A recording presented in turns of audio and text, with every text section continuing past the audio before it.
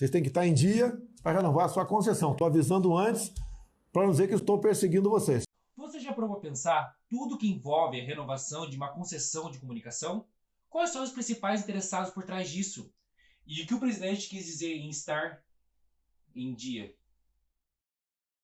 E para falar mais sobre isso, precisamos contar a história da ditadura no Brasil. Foi na era Vargas que os meios de comunicação se expandiram no Brasil.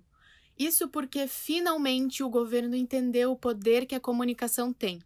E foi de olho nesse mercado promissor que muitas empresas acabaram apoiando o golpe para conseguir autorização para atuar no país.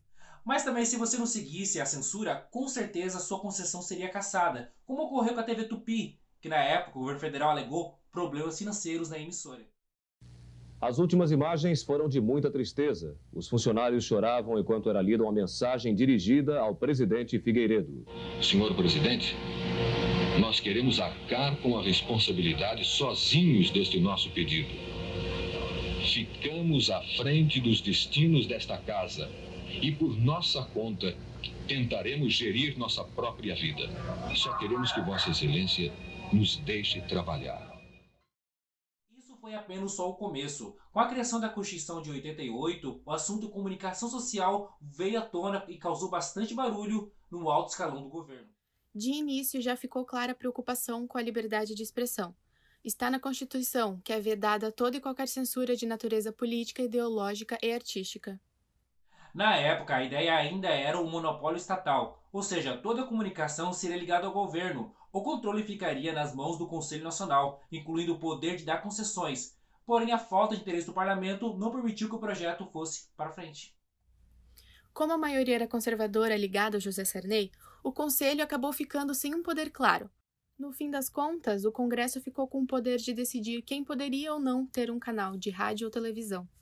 Só 10 anos depois que a primeira editoria tomou posse do Conselho Nacional de Comunicação. O motivo da demora foi a dificuldade de definir quem deveria fazer parte, já que as vagas eram limitadas a 13 representantes de empresas de rádio, televisão, impresso da sociedade civil. A eleição só aconteceu pelo interesse em aprovar a emenda 36 da Constituição. Nela ficou permitida a participação de capital estrangeiro nas empresas de comunicação. Porém, ainda havia um ponto que os donos dessas corporações estavam incomodados, o artigo 221 da Constituição. Em um projeto de lei que tinha como objetivo regulamentar esse artigo, as emissoras de rádio e televisão seriam obrigadas a exibir em sua programação diária, no mínimo 30% de programas culturais, artísticos e jornalísticos totalmente produzidos e emitidos no local da sua sede. Ou seja, a programação teria cota de regionalização. Embora tenha sido aprovado rapidamente na Câmara de Deputados, o projeto ficou parado no Senado. Isso porque os principais adversários do texto eram empresários do setor de publicidade, além das próprias emissoras. Para fechar, não interessava às grandes empresas que o monopólio fosse estatal, e foi isso aprovado na Emenda 8 de 1995, que tirava do Estado o poder sobre as empresas de comunicação. Logo depois, a Anatel foi criada e a Telebrás privatizada, o que rendeu várias denúncias de corrupção e ficou conhecida como a Privataria Tucana. Após os conturbados processos que a comunicação social brasileira passou, ficou explícito no artigo 220 da Constituição que os meios de comunicação social não podem, direta ou indiretamente, ser objeto de monopólio ou oligopólio. Hoje ainda são cerca de 7 emissoras responsáveis pela maior parte da comunicação televisiva, radiofônica e escrita do Brasil. Ter diferentes formatos de comunicação também é proibido pela Constituição. Essa propriedade cruzada é o que permite os monopólios que comandam um país.